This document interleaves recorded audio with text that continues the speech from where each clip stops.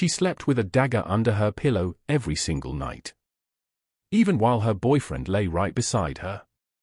One night, he looked at her and asked, half joking, "Are you going to stab me in the throat with that?" She smiled, said no. 2 months later, he was dead, killed in his sleep. And the most chilling part? She had already told someone she was going to do it. July 17, 2022. A quiet house on Botley Drive in England. Inside, 25-year-old Frankie Fitzgerald was asleep. A father of 2. The youngest of 5 siblings. Loved by his family. But that night, none of that mattered. Because the woman beside him wasn't just his girlfriend. She was a ticking time bomb. Her name was Shay Groves. And this wasn't just a toxic relationship. This was a slow-burning disaster.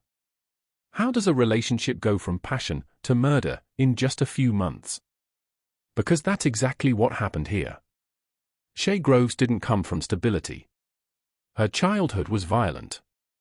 She struggled with mental health. There was self-harm, drug use, and a deep obsession with crime. Her room was filled with images of serial killers. Weapons were never far away. A knife hidden in her boot. Axes in her room. And always, that dagger under her pillow. Then she met Frankie. February 2022. A night out. Fast attraction. Fast love. Fast obsession. Within weeks, they were inseparable. Filming everything. Their arguments. Their intimacy. Their daily lives. It looked intense. But behind the camera, something darker was growing. Frankie had his own past. Violence. Control. Threats. And soon, the relationship turned explosive. Drugs. Jealousy. Fear. They checked each other's phones constantly. Accused each other of cheating. Arguments that escalated fast. Then something happened. Something that should have ended everything. But didn't.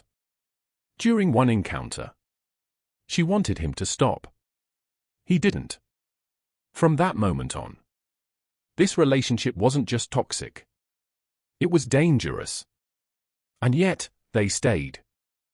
If you're into real crime stories like this, make sure you're subscribed. Because stories like this only get darker. 2 days before the murder, Shay told a friend something chilling. She said she had weapons for protection. Then added, she could use them on him. And she knew she would.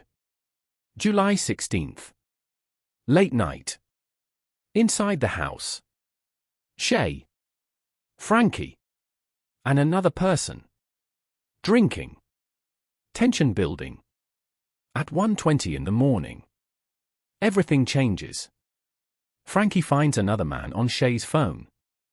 The argument explodes. The atmosphere shifts. From tense to dangerous. Then something happens. That changes everything. Shay checks Frankie's phone. And finds what she believes is a conversation with a 13-year-old girl. At 3:12 a.m. She takes a photo of it. Proof. Rage. Fuel. But what she didn't know was that Frankie had already blocked that account. And the girl wasn't actually 13. But by then, it didn't matter. Because in her mind, the damage was already done. Moments later, Frankie goes upstairs and falls asleep. Completely unaware. No idea what's coming. No warning.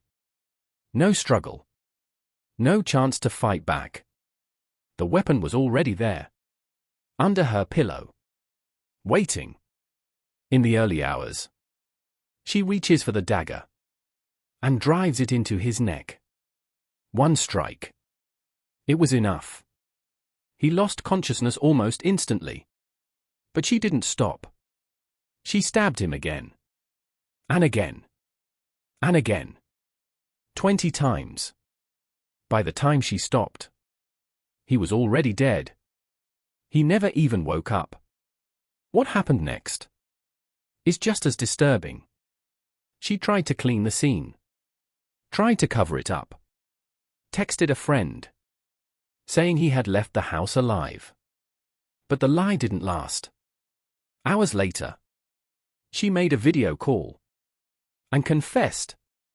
She showed the body, still lying there, talking about burying him, making it look like suicide.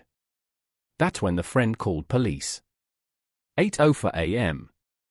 Officers arrived and found Frankie's body. She was arrested. At first, she admitted everything. Said she didn't deserve comfort. Said what she did was inhuman. But later, her story changed. She claimed self-defense. Said he attacked her. But the evidence told a different story. No defensive wounds. No signs of a struggle. No indication he was ever awake. The truth was simple. He was asleep. And she killed him. In February 2023, the verdict came. Guilty. Life in prison. Minimum 23 years. A relationship that lasted just months ended a life forever. And the question that remains: was this inevitable? Because the warning signs were there. The threats. The violence. The obsession. And still, no one walked away. If this story shocked you, share it. Because someone out there might need to see this. And if you want more real crime stories like this, make sure you're subscribed.